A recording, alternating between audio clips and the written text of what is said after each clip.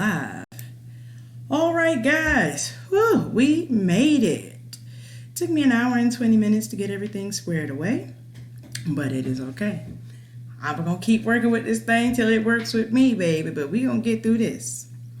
All right, so I have a great video lined up for you guys. I'm out of sequence. Sorry, guys. So, first of all, I am Aaron Bull. Happy Sunday. I hope you're having a better day than I am. Technology was trying to defeat me, baby, but we here.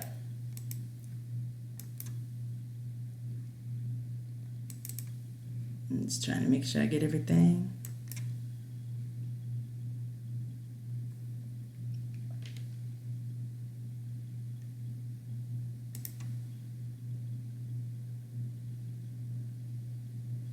All right, so again, I am Aaron Bull, and today we are talking about how the LGBT, feminist, and immigration movements hinder the progress of the African American society.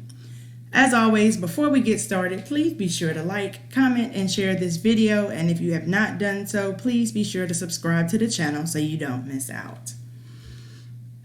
All right, so at the end of the day, guys, it's all a numbers game. Let's break it down. So first, we're going to start with the LGBT movement. And please make note that I am specifically talking about the LGBT movement and not the community. They are two separate things. All right.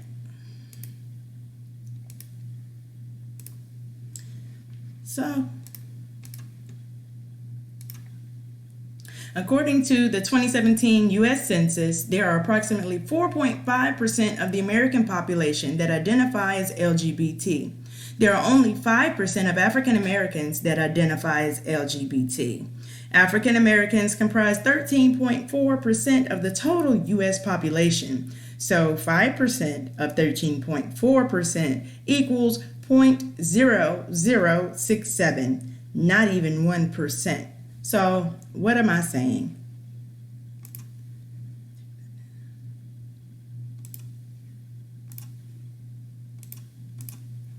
Sorry, I know my mouse clicks are loud, but nevertheless.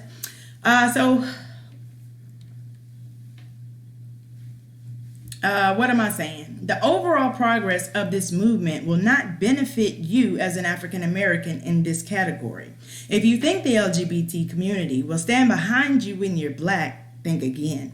When the Jussie Smollett story first came out, before we knew it was a lie, the African American community spoke up for him first, while the LGBT remained silent. Then, when it came out that his story was false, LGBT were the first to attack him. The African American society is more accepting and tolerant of everyone else's struggles and situations, while very few, if any, acknowledge or assist with ours. Your numbers in their movement serve to benefit them and help further their agendas, but do nothing for you. This is not an attack on homosexuality at all. This is not about sexual orientation or preference. By no means am I saying that the LGBT movement serves no purpose, but I am saying it serves no purpose to anyone in the African American community. This is about Black people sticking together and serving agendas that serve us. The second point is that African American women have no reason to be involved in the feminist movement. The first wave of the feminist movement started in the early 1960s by white women seeking the right to work and other individual freedoms. Black women have been working alongside Black men from the time we were free. Prior to that, it was slavery. While they were barefoot and pregnant, we were barefoot, pregnant, and working. So why would we participate in that fight? Another argument in the feminist movement is that they want equal pay. But equal pay for who and to whom? Black women earn less than white men, Black men, and white women.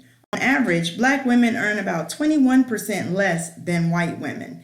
Yet the white women leading the feminist movement never sought to fight for equal pay between themselves and Black women, but they look for Black women to support their fight for equal pay in comparison to white men.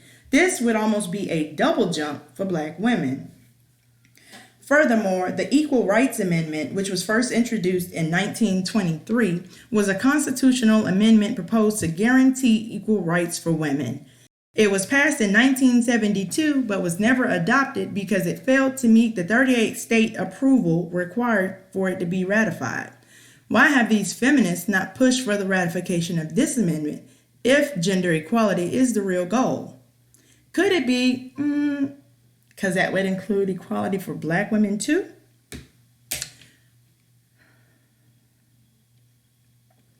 So another example of black women's support being exploited is the Me2 movement.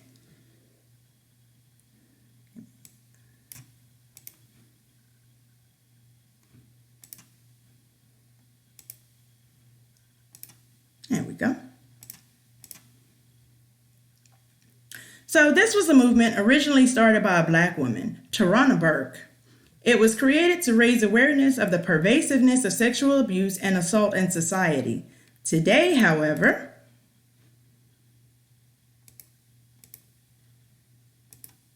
Alyssa Milano is the face of the Me Too movement.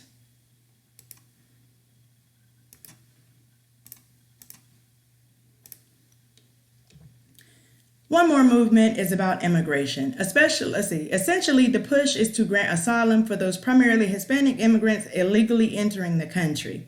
Now, at the same time, the president is cracking down on immigration from African countries. This crackdown would primarily affect African nations, such as Nigeria, Somalia, Chad, Sudan, Togo, Liberia, Eritrea, and Sierra Leone, among others. The White House said in a statement, the effort is designed to find effective ways to combat the rampant number of overstays, which it says is undermining the rule of law and straining resources that are needed to address the crises at our southern border. That's a direct quote from an article on MSN.com. Also, when you enter the country illegally, you have committed a felony. So there is a push to essentially absolve millions of non-black people of felony conviction. However, black people make up the largest portion of felony convictions here in the U.S. There are criminal justice reforms initiatives in place, but that would address future convictions, laws, etc. What about addressing the large number of non-violent felony convictions that not only incarcerate black men at a disproportionate rate, but also hinder their life after prison? In most states, felony convictions will prevent you from voting, and felony convictions hinder you from finding jobs, decent paying jobs, receiving assistance, limit housing options, and more. 33% of African American men are convicted felons. 1.92% of African American women are convicted felons. 8% of the United States population are convicted felons. So, as I stated, it's all a numbers game.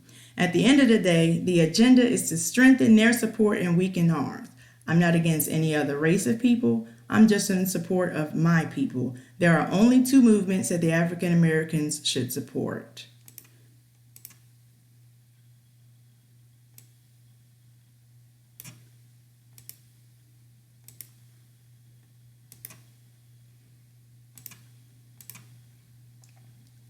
I say there are only two movements that the African Americans should support. One is the fight for reparations, and or two, the right for sovereignty. Why do we continue to bang on a locked door when the window is open? So, thank you for watching. Please remember to like, share, and comment. I know that I covered a lot of topics in this video. I kind of I did an overview on them. There are a lot of key points in each of these that we can address. However, let's have a conversation about it. I don't want this to be a one-sided thing. As always, thank you so much for your support and your participation. Thank you for your patience with my lack of understanding of my technology, but I promise I'm going to get it together.